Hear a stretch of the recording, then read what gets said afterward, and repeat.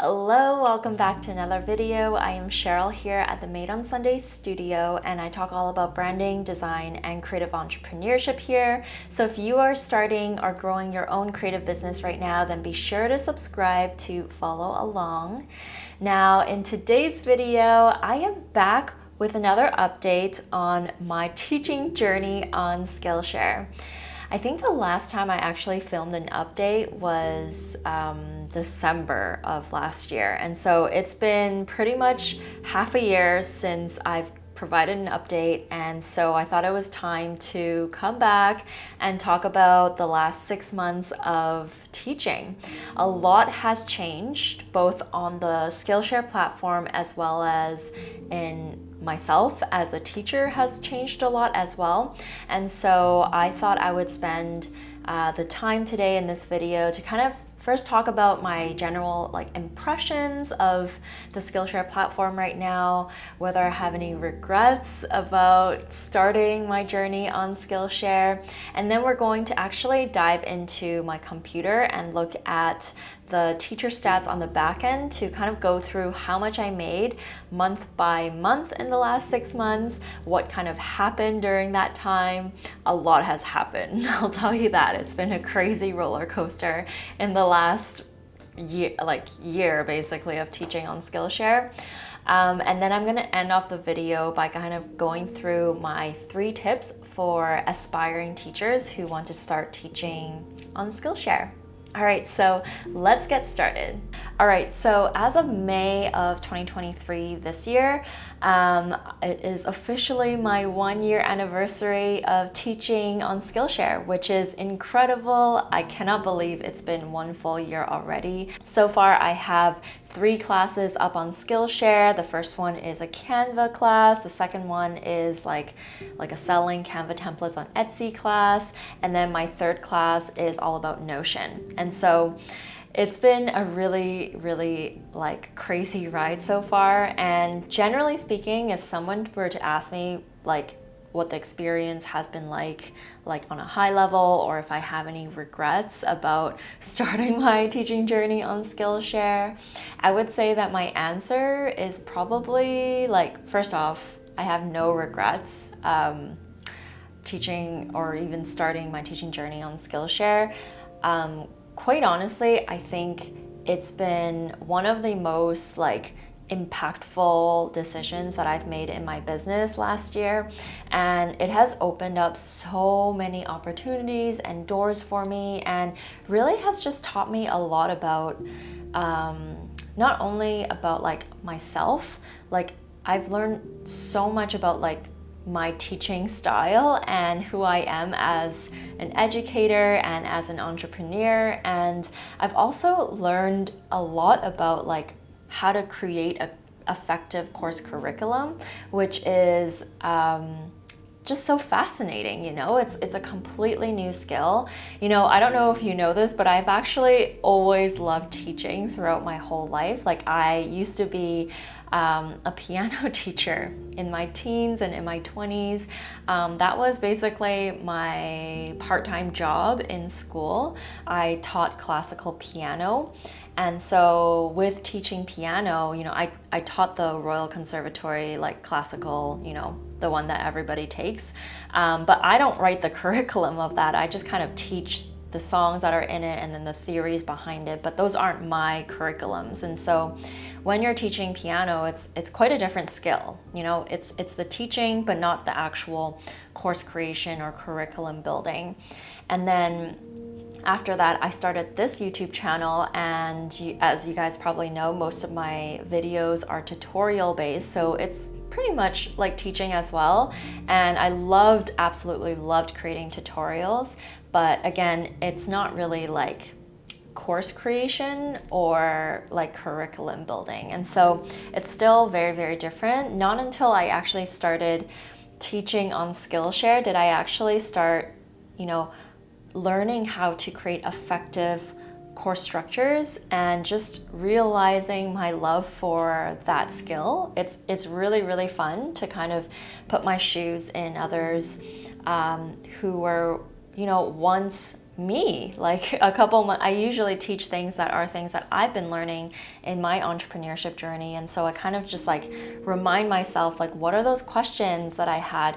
What are those things that were really difficult or challenging for me? What are those things that are key or important highlights that were important for me to learn the different concepts or skills that I needed to be an entrepreneur? So, yeah, having that perspective in course creation has been such an incredible journey for me to just like learn and experience. So generally my answer is no. I have no regrets starting my Skillshare teaching journey, and honestly I just love it. I've loved every moment of it. It's been a big roller coaster ride of many highs and many lows, but generally speaking, I highly recommend it to others as well. All right, with that being said, let's get into the meat of this video, which is my Skillshare stats. So I'm going to hop into my laptop now. You can come with me and we're gonna go through my teacher stats and see how much I made month to month in the last half a year. All right, let's get into it. Okay, welcome to my laptop. We are right now on the back end of my Skillshare account. This is the teacher stats section. And right away, you can see that I just hit my $10,000 mark on Skillshare. So it did take a whole year to make this $10,000, which honestly, I'm like so grateful for, so surprised by. I never would have imagined that I can make this much on Skillshare. Like, I really had no expectations when I joined. So while $10,000 obviously can't pay for the bills, like it can pay for some of them, but it doesn't pay, you know, it's not a full-time salary. So it's definitely just one of the streams of income that I make right now, one on the side. And so hopefully this number will slowly increase, but so far I have 3,300 total students, 138,000 total minutes watched, which is pretty incredible, and also 51 reviews. To be honest, I've seen some other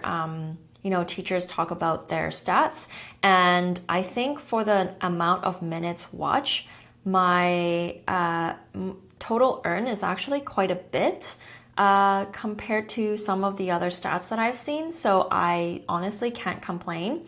I think this is due to referrals. Like, there are two ways of making money on Skillshare. It is one by the minutes watched, but then two also by the students that you refer to your class or to Skillshare in general. And generally speaking, I seem to be able to make quite a few referrals. And so a lot of this is due to the referrals that I make. And so even though my minutes watch isn't as high, I would say almost like 40% of my income is by referral, which is very, very lucky. So thank you for those who have watched my videos on YouTube in the past and have joined Skillshare. You have immensely helped me, where I am today on Skillshare. And so this is just a section kind of estimating how much I'll be making for the month of May. It is right now May 31st, so it is not like tomorrow will be like the final kind of number. And generally speaking, I've kind of talked about this in past review or stats review videos, that this number is actually pretty accurate. I would say that it's on the higher end. So if you look at your stats and you're like 400 to 800, like that's a really big range. Usually it is leaning towards the higher range. So if I see 870 here, it's probably going to be around 850, 840, that kind of thing is what I've noticed in the past. So just so you know. And then the next section is my minutes watched. And so these are right now by the day, but you can also view it by the week and by the month. And as you can see, I actually had a really big jump in April. So let's just talk about this for a sec. So the last time we talked about this was December. I'll be honest, January, February was kind of like, even March was kind of a downer. Like, I didn't really do anything on the platform these 2 months specifically. So there was not much uptake. I would say to really continue to see success on Skillshare, you do really need to continue creating classes every 6 months or so. And so these months, obviously, I didn't have any new classes. And so numbers kind of just like stayed the same or even dropped a bit in February. February is a shorter month though, and I do notice that in entrepreneurship in general, February does seem to be a quieter month, and also the months that people make less money. It's just what I've noticed. So in general, February is just a little bit shorter and quieter. March actually was when I launched my newest class, Notion, the Notion class that I Client HQ, and I didn't launch until like mid-March to almost end of March. And so these numbers, like when I launched the class, like it started uptaking a little bit, but you know, the bulk of the students really came in April. And so as you can see, April was a huge month for me. And this was actually due to a feature. So in April, I can't remember exactly what day, but I think it was like mid-April or something, Skillshare featured me on a newsletter. So my class was actually showing up on, like, I opened the newsletter and my face and my class was there. And so every time there is a feature by Skillshare, my class numbers go like skyrocketing. So this is honestly like my biggest tip to like see success on Skillshare is like try to get the attention of the Skillshare team so that you can really hopefully be featured at some point. So that will be one of the tips that I talk about at the end of the video. But as you can see here, this is an example of what happens when you get featured by Skillshare. And then the month of May, which is this month right now, these aren't the final numbers yet because there's still one more day to count. So in the month of May, I actually still got a feature. So I was featured for API month, Asian and Pacific Islander month for the month of May. So I was assuming this month was going to be huge, like my numbers are going to exceed April. And I was honestly expecting like a huge jump, but unfortunately it did not. It actually went down. And the reason behind that is because a lot of the features that Skillshare gave me for API month, there was an Instagram reel that came out, and then there was, they kind of highlighted me on this like API month like page on Skillshare, and then my face, like literally, I think my chin was featured on the API month banner on Skillshare. And then there were like little tidbits here and there. I kind of expected a little bit more from that feature, but actually it was very much focused on me as an individual and as a business. So it kind of brought people to my Instagram, but not necessarily to my classes. So that's kind of reflective of like, I did get a bit of a boost still, but not necessarily so much that it would exceed the April feature, which was focused on my class. And so let's see. All right, so that was May. Let's move on now. Students, obviously in April, I got in a lot of new students. This is just very reflective. Typically they would look pretty similar. And then let's look at my earnings breakdown. So this is like the total, we already saw that. And then this is the minutes watched, and then this is the referral. So as you can see, pretty much like 30% of my earnings, almost 40% came from referrals. And so let's look at starting in December. So in December, it was a really great month for me. I made 700. By the way, October was when we switched over to the Skillshare Teacher Fund. And that's when you saw like a huge drop in my revenue actually from minutes watched. So that's the time when everyone was like complaining and really distraught by the changes to the revenue stream or how they do payouts on Skillshare. And honestly, I was pretty distraught as well. It was like half the pay basically. But fortunately, I had a ton of referrals that month. I don't even know how this happened. I think at that time they had 90% payout for referrals, and that's why it was so high, I think. I don't really know what happened there. And then, okay, so let's jump back to December. December was a really good month, but like I said, January, Feb, and March was relatively quiet. Thankfully, referrals were still decent, and so those really amped up my total earnings for those months. And then in April, with the with the increase of with the email feature, my Skillshare Teacher Fund was $1,400, which is just insane. And then my referrals were pretty normal, 363. But that month I actually made $1,800 from Skillshare, which is wow. It completely blew my mind. And yeah, if only I can just stay up there, that would be ideal and excellent. But unfortunately, I don't think it's going to stay up there. As you can see, I think this month for May, my earnings are going to be around the 800 range. So definitely not as high, unfortunately, but who knows what the referrals will be in May. I guess I will give you guys the update on that on the next update. But yeah, in total, since last May, been a full year now, I have made a total of $10,149 on Skillshare. Just wow. I cannot believe it. It's amazing. By the way, this is not even like the full amount, because any kind of bonuses that you get from Skillshare or prizes that you've won, that's actually separate and it doesn't show up here. And so because I was in Teach Corps and now I have been actually, oh, I didn't even mention that on this video. In May, I was invited to be part of Top Teachers. And so not only was I featured for API month, I was also invited into Top Teachers.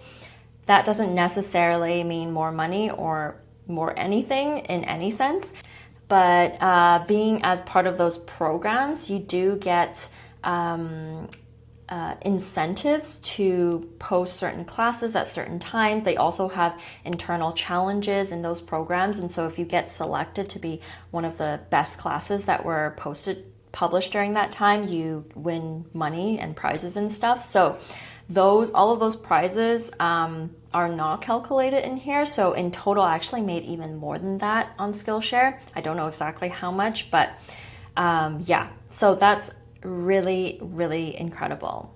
All right, now that you've seen my stats on how I made $10,000 on Skillshare in the last year, let's talk about my 3 tips for aspiring teachers. So if you are hoping to start teaching on Skillshare, these are my 3 tips I would tell you before you start. All right, so tip number 1, keep the class simple, just get it done and follow the Skillshare class guidelines. Now I know that's technically 3 tips in one, but Skillshare classes actually have a very particular class format that they like and will accept on the platform. And so it might be a little bit different from what you might expect of a class structure or curriculum if you were to create a class outside of Skillshare.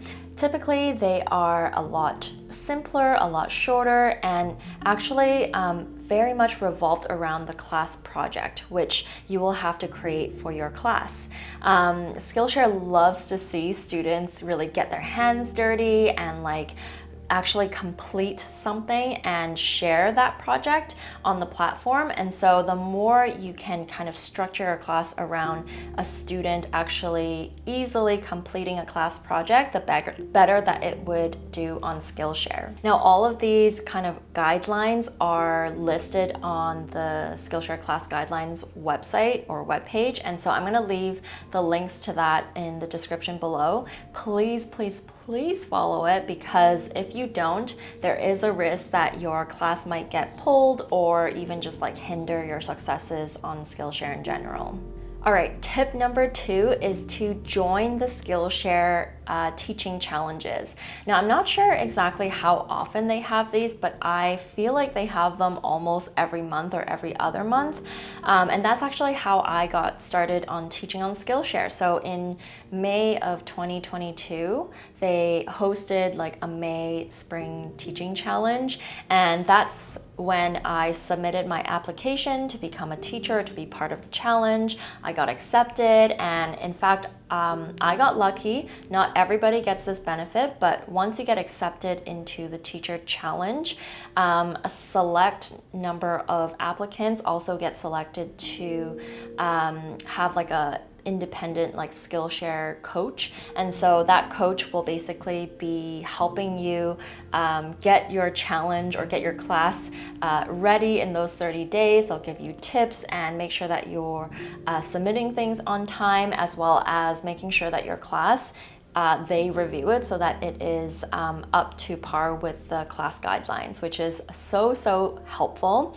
So yeah, if there is a teacher challenge going on, I highly recommend joining it, because not only are there financial bonuses with being part of the challenge, like I think the top few classes get like a financial bonus, like a couple hundred or something like that, which is great. But also, one of the important things about succeeding on Skillshare is to get yourself in the eyes of the Skillshare team. I think with joining any third-party platform, it's so important that you are, kind of learning the algorithm of the space. And for Skillshare, it is to be featured, so if you can get featured by the Skillshare team, in order to be featured, you need to be reviewed. Your class needs to be reviewed by the team. And so if you are part of the challenge, you're a lot closer to the Skillshare team. And so there are much higher chances for a class to be reviewed for being featured in the future.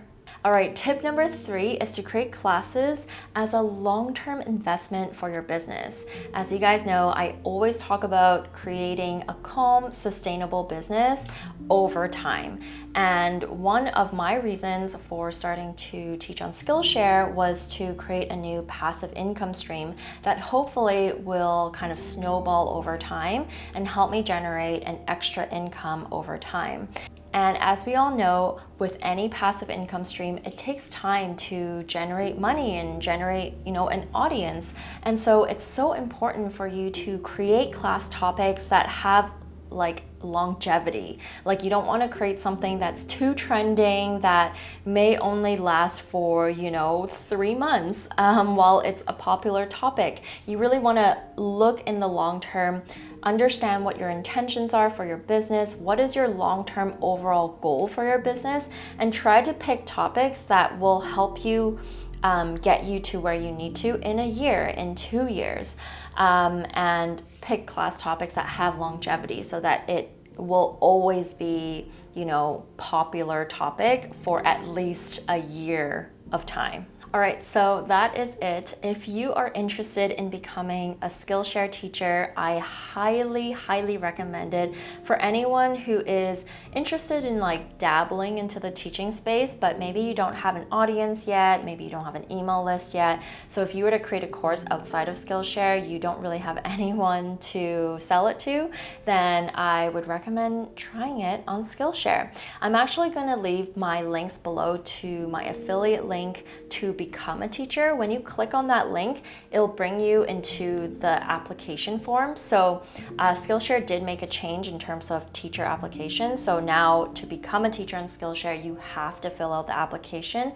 And unfortunately, not everyone gets accepted. But I do have, if you follow the tips that I was talking about before, I will also link the first time teacher application success or something like that. There's a little web page that they created on Skillshare talking about the application for first-time teachers and how to submit like an excellent application. And so I would highly recommend reading through that and applying So yeah, I'm gonna leave all the links below. There is a high chance that if you get through the application that you will also be assigned a coach using my referral code. So make sure to read the guidelines and then submit your application. And I'm crossing my fingers that you will be assigned a coach as well. I hope you guys enjoyed watching my teaching journey on Skillshare. If you have any questions about the Skillshare platform or anything else regarding teaching on Skillshare, then let me know in the comments below and I'll either answer them or collect all of those questions and film it for the next update. I hope you guys have a lovely rest of your day and I will see you in the next video. All right, bye.